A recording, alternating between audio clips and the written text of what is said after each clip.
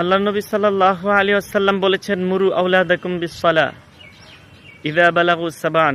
তোমরা তোমাদের সন্তানদেরকে নামাজের আদেশ করো যখন তাদের বয়স 7 বছরে পৌঁছায়। ওয়াদরিবুহুম ইযা বালাগু আশরান। তাদেরকে প্রহার করো যখন তাদের বয়স 10 বছরে পৌঁছায়।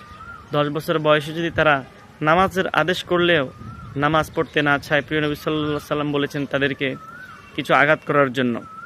কিন্তু আমাদের সমাজে দেখা যায় সন্তানদেরকে আদর করে ঘুম পাড়িয়ে রাখে, ফজরের নামাজে মসজিদে পাঠায় না, বাবার সাথে মসজিদে আনে না।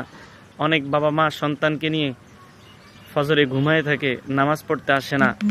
দেখবেন আপনি যেভাবে করে আল্লাহর সাথে গাদ্দারি করে, তার নাফরমানি করে আপনি শুয়ে আছেন, ফজরের নামাজ পড়ছেন না, তার হুকুম পালন করছেন না, যে আদরের সন্তানকে নিয়ে শুয়ে আছেন, সে আদরের সন্তান একদিন আপনার সাথেও গাদ্দারি করবে।